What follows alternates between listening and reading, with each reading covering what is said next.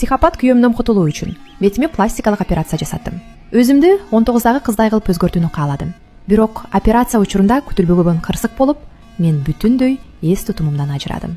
Атым ким? Кайдан келдим? Эмне үчүн бул кадамга бардым? Баары көмүскө болуп калды. Таңгы чалынганда көз алдымдан өтө сулуу, бөтөн жүз ачылды. Хирург өзү да суктанып кетти. Бул анын өмүрүндөгү эң мыкты иши сыяктуу көрүндү. Ошол жүзгө карап туруп мен жаңы жашоо баштайм деп чечтим. Ошентип мен бир чоң особнякка үй кызматчысы болуп орноштум. Мен билген эмесмин, бул дал мен безип качкан үй экенин. Илгери бул үйдүн кожойкеси мен болчумун.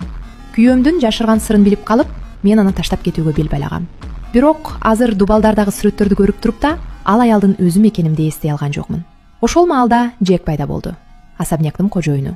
Менин артымдан көрүп, жоголгон аялы кайтып келди деп ойлоду окшойт. Бирок мен буруп караганда, анын үмүтү заматта үзүлдү.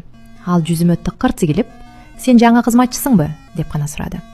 Ошол учурда анын кызы чуркап келип, мени көрөрү менен толкунданып, "Апа" деп кучактап калды. Экөөбүз тең сөз таба албай калдык. Ал эми мен бул адамдарды тааныган жокмун. Менин алдымда турган эркек мени бир кезде үрөйүмдү учурган күйөөм экенин мен билген эмесмин. Толкунданып жатып, мен байкабай чачымды кармалап койдум. Джек ошол замат бул анын аялына мүнөздүү жорук экенин байкады. Ошол майда белгинин өзү анын жүрөгүн козгоп жиберди. Ошондуктан ал мени ишке алды. Бирок бул чечим анын жоголгон аялына болгон сагынычын дагы күчөттү. Ал мени атайын бөлмөсүнө чакырып, галстугун байлап берүүнү өтүндү.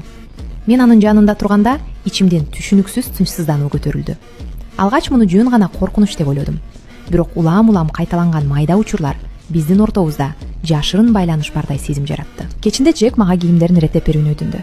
Кокус кийимдер жерге түшүп кетти. Биз экөөбүз бир убакта эңкейгенде колдорубуз тийишип кетти. Ошол ирмемде экөөбүздү тең таң калыштуу тааныш сезим чулгады. Джек мага жакын келип, жай үн менен анын бөлмөсүнө келүүнү айтты. Бул үн эсимдин түпкүрүн силкип өткөндөй болду. Мен бул үндөн бир кезде каттуу коркконумду сездим. Анын бөлмөсүнүн эшигине жакындаганда эле жүрөгүм сыгылып, демим кысылды. Мен киргенде Джек түз сурады. "Сен менин аялымды билесиңби? Анын адаттарын атайын көчүрүп, менден өч алгың келип жатабы?" Бул сөздөр менин аң сезимимди солк эттирди. Балким мен чындап эле анын аялы чыгармын. Бирок коопсуздугум үчүн мен шашылыш баарын тандым. Бактыма жараша ал сурагын уланткан жок.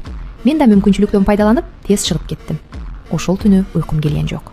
Чын эле мен анын аялымынбы деген суроо жанымды жеди.